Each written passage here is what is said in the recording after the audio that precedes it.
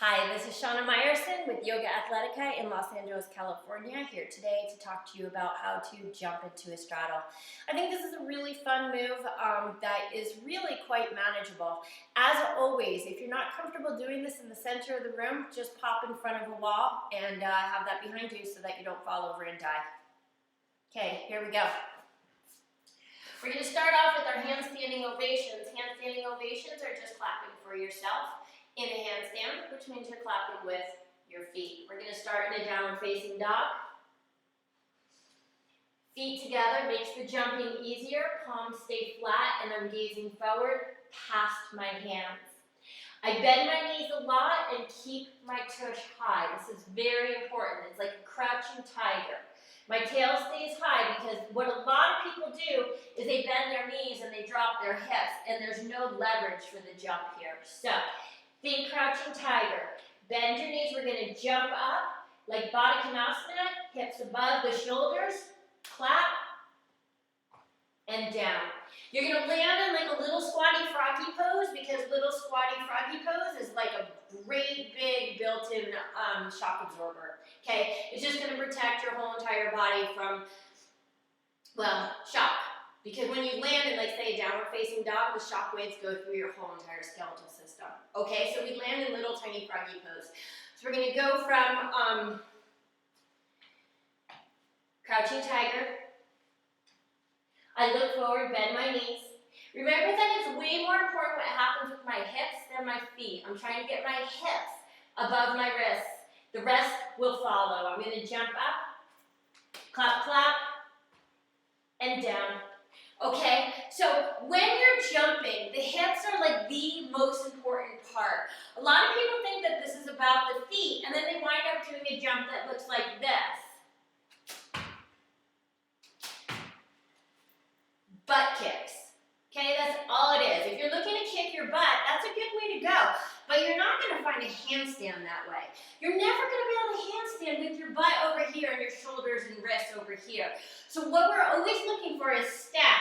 Wrists, shoulders, hips. The rest will follow. Okay? The other thing is don't clunk your ankles together because quite frankly, it feels like crap. So instead, I want your knees apart, feet together. It's Baddha Konasana. Again, crouching tiger. My tiger paws are nice and flat. My tiger tail is up in the air. I look forward. I jump up, thinking only about my hips. Clap, clap, and down. Okay? So here's what happens. A lot of people, when they're doing this, because it's easier than it looks, they find what I would call accidental balance. Because they're looking for balance, but they don't realize they can actually find balance, and then they find balance and they flip out. Like, what am I doing balancing? I don't know how to balance. Don't worry that you don't know how to balance. If you're balanced, you're balancing. Stay balancing, don't freak out. But if you freak out, keep your hands down, press into your fingertips. It's going to stop you from flipping over, and look up like crazy. Okay, I'm just going to show it to you this way so you can see more clearly what's going on with my legs. I'm looking forward, my knees bend, my hips stay high, my arms always stay nice and engaged, really, really strong in the arms. And when I jump up, Baddha Konasana, and down. You see that my knees are apart, feet together, so it's the soles of my feet that are clapping. And you get a gratuitous look at my butt. Sorry, I don't know if I could go this way because maybe I'll try it that way. You're still going to get to look at my butt. Hello. Okay, so from downward facing dog, I'm going to jump up, but this time, I'm going to hold it. I'm going to see if I can stay in my Baddha Konasana. Okay? And when I come down, same thing. Froggy squatty pose.